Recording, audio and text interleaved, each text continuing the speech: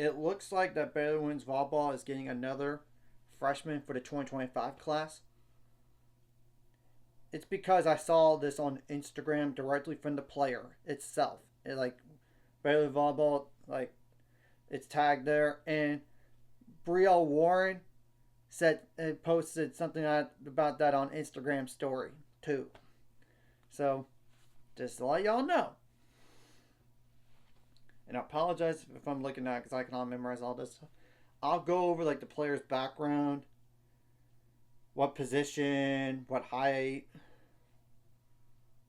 and all that. And Bailey Warren's the player. She said the following: "New year, comma new home, bear emoji, hashtag Sikkim. All glory be to God, and a big thank you to everyone who got me to this point!" Explanation point. Bailey Warren is a sister of Brielle Warren, who's currently on the Baylor roster. Bailey Warren is a 5'10" outside hitter. Her club volleyball team is Houston Skyline. She was a varsity letterman at Volshire High School for all 4 years.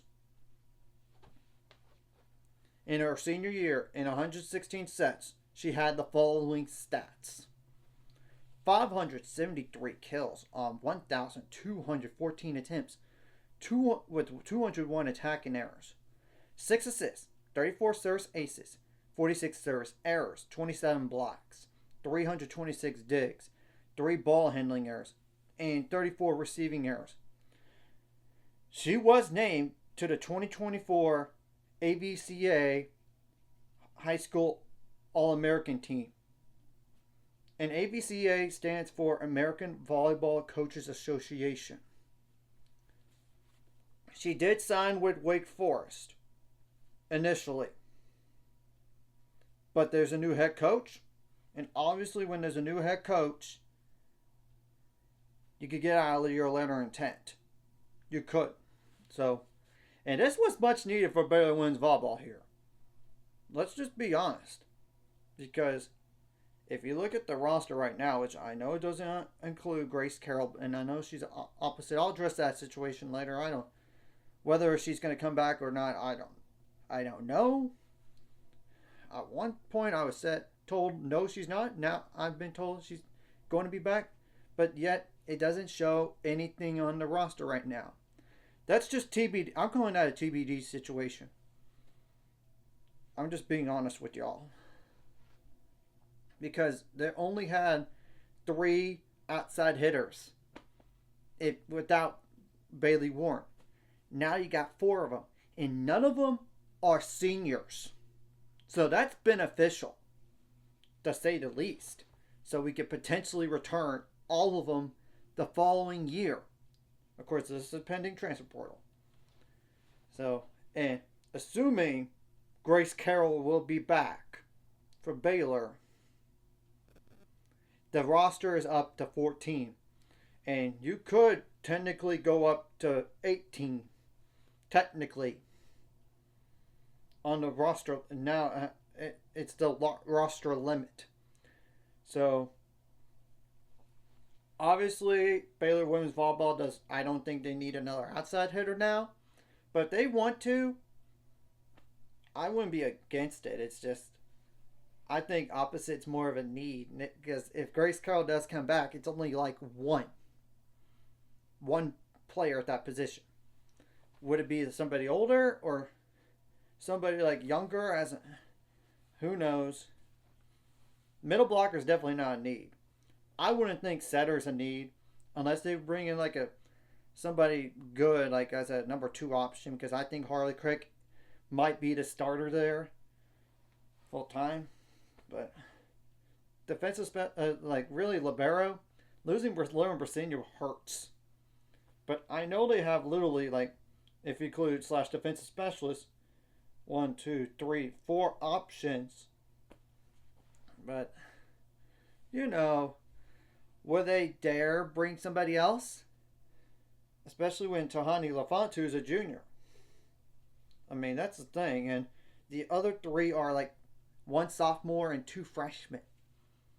I don't know if they're going to address that or not. we're going to just have to wait and see what happens with Grace Carroll and all this. I mean, that's just telling the truth. And what they're going to do in terms of the transfer portal, because they could technically add somebody else now. They could if they want to, or they could wait till like after the spring is done and add some more then. That's what happened like for some of these from last year's team. So, it's definitely a good addition. We need more players at outside hitter anyway. Now we have 4 of them, and I really do think they needed to find a way to bridge that gap for the 2025 season to 2026, because 2026 and beyond I think is going to be really good again. Maybe Elite 8 good because of the recruiting class that they got right now for the 2026 class. So I'm not so worried about 2026 and beyond that, but we just got to bridge that gap for 1 year. And currently, and of course, this does mean 4 freshmen on the roster. 4 of them. So, and technically, when 1 senior right now, and that's Alicia Andrew. Though they could get like a grad one, potentially, but that's TBD. We're going to wait and see what happens in the terms of the transfer portal, or even like straight up high school like this edition was, because they could technically add somebody after the spring stuff is over. Technically they could. So anyways, if you like this content, hit the like and subscribe button. See you guys later. On the road to 7 subscribers, of course, ultimate goal is 1,000 more, some more money after this course. Like a video, comment video really helps YouTube algorithm, some more people to see it. Sharing the video does help as well, so more people could watch. And if you're watching and not subscribed, hit subscribe button. It's free, the notification bell as well. If there was one need I see on the roster, I think it's another opposite. Even if Grace Carroll does come back, we need somebody there. And obviously, if we do lose Grace Carroll, I think we need 2 of them. Just being honest, because you gotta have a little bit of depth. You gotta have depth at the position in case of injury, and it gives you another attacking option.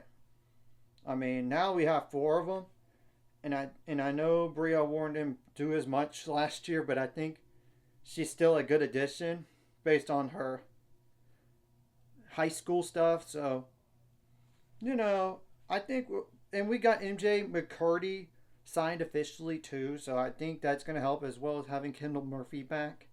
That's definitely helping, and bringing back like your top 2 middle blockers from last year. Yeah, that definitely helps. So it's more like opposite is the only spot I think. But we're going to have to wait and see.